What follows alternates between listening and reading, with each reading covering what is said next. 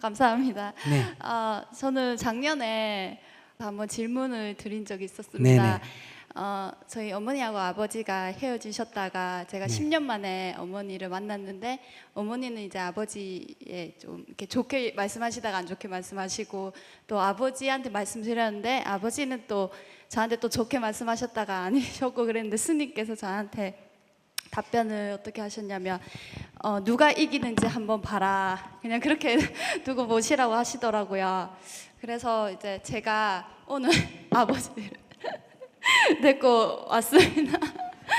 좋은 말씀 부탁드리고, 정말 죄송드리고, 그리고 또 한 가지는 결혼식에 대해서 말씀드리고 싶은데, 제가 이제 결혼할 나이도 이제 되었고, 그리고 지금 뭐 결혼식 웨딩 그런 게 너무나 많이 좋게 되어 있더라고요. 근데 저는 제가 실질적으로 제 능력과 제가 능력이 안 되면 진짜 무료 결혼식이라도 하든지 아니면 물 떠놓고라도 하든지 그런 마음이 있어요.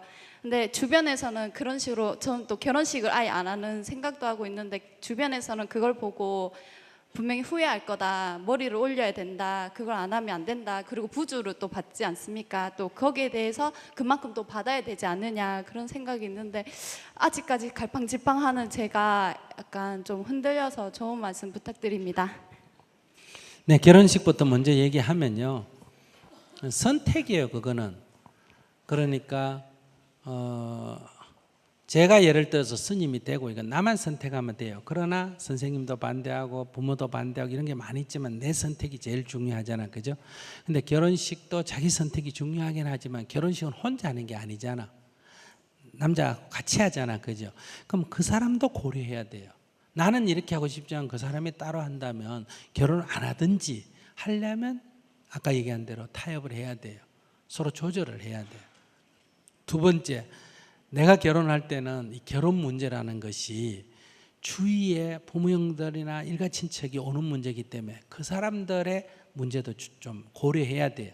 그러니까 엄마 아버지는 딸이 결혼한다 하니까 조금 뭐예요, 좀 괜찮은 이런 예식장에서 해서 자기 체면, 딸이 문제가 아니라 자기 좀 얼굴을 좀 내야 되는데, 너무 그걸 가볍게 해버리면 자기 얼굴을 좀 못 낸다, 이런 것도 있고, 그동안에 뭐 했던 거, 부조 줬던 거 좀 받아야 돼요, 안 받아야 돼요?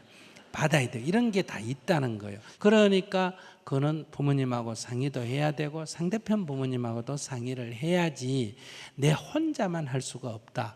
그러나 나의 뜻이 이렇기 때문에 좀 검소하게 하자고, 어때요?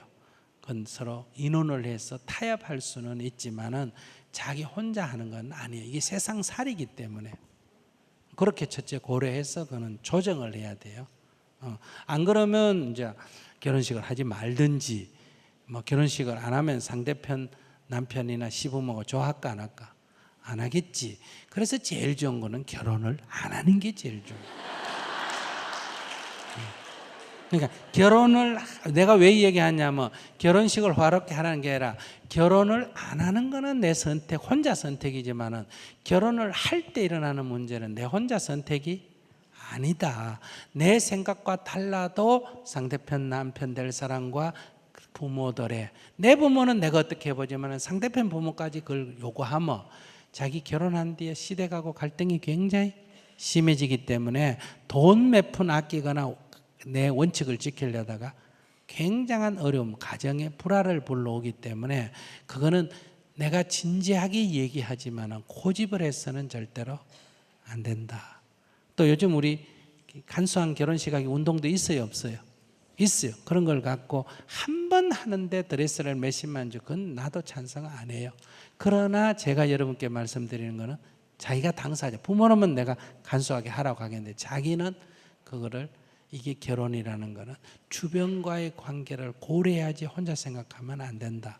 그러면 결혼이 불행한 원인이 된다, 이런 얘기. 아시겠어요?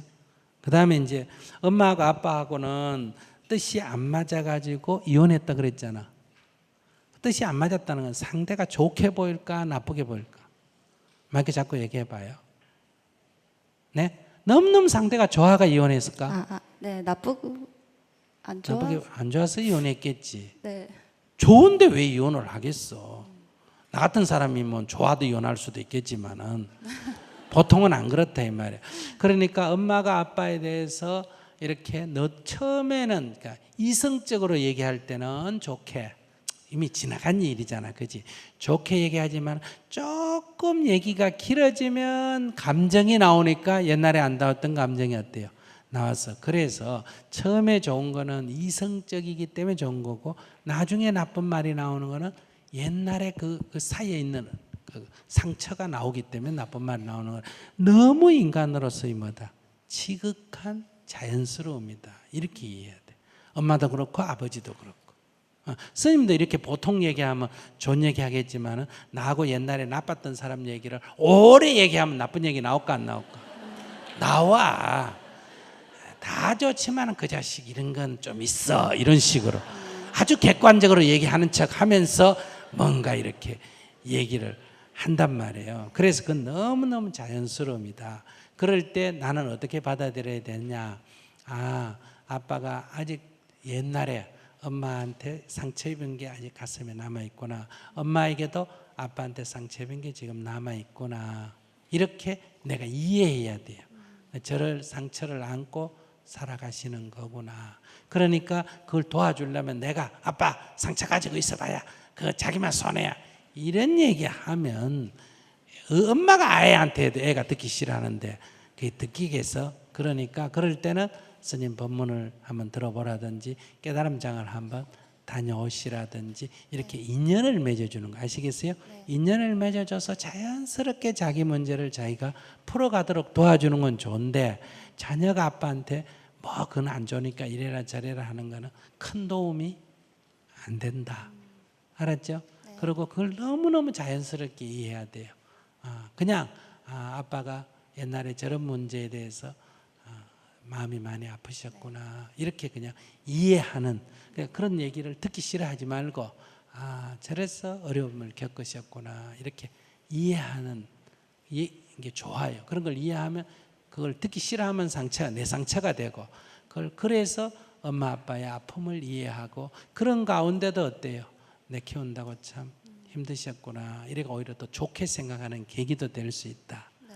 그러니까 기도 그때 하라 그랬을 텐데 아니요, 엄마 기도 기도 하라 안 그래서 네. 그럼 자기 108배 절하면서 엄마 아빠 감사합니다. 네. 그 어려운 가운데도 감정이 서로 안 좋아가지고 그 어려운 가운데도 저를 키워주셔서 감사합니다. 이렇게 매일 108배 네, 절을 기도를 해야 했더니 좀 많이 괜찮아지더라고요. 그렇게 기도해야 내 속에 있는 상처가 치유가 돼요.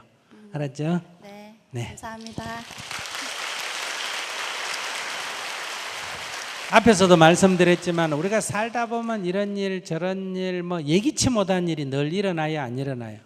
늘 일어나는데 그때마다 이것 때문에 저것 때문에 나는 괴롭다 이렇게 생각하면 인생은 행복해질 수가 없습니다. 그러니 이런 일 저런 일이 일어나더라도 그것을 좀 그래 살다 보면 이런 일도 일어나는 거지 하고 초연히 볼 수 있는 나 자신이 되는 것 이걸 경계에 흔들리지 않는다 이렇게 말해요. 그렇게 될 때 내가 내 자신의 주인이 되고 행복을 높여갈 수가 있다. 그래서 각자 자기의 행복은 자기가 만드는 거지 누구로부터 행복을 구하면 늘 거기에 노예 생활을 해야 됩니다. 남편이 잘해주면 행복하다 이러면 남편의 행동량에 따라서 나의 행불행이 늘 좌우되니까 내가 남편의 노예가 되는 거예요. 애가 공부 잘하면 착하면 이렇게만 생각하면 내가 자식의 노예가 되는 거예요. 그러니까 늘 그런 일이 일어나는 건 세상 사니까 거기로부터 내가 좀 더 자유로워져야 된다. 그럴 때 자기 인생의 주인이 자기가 되는 거다. 그래서 우리 부처님께서 이렇게 말씀하셨어요. 한번 따라해 보세요. 행복도 내가 만드는 것이네. 불행도 내가 만드는 것이네. 진실로 그 행복과 불행 다른 사람이 만드는 것 아니네. 네, 행복하시기 바랍니다.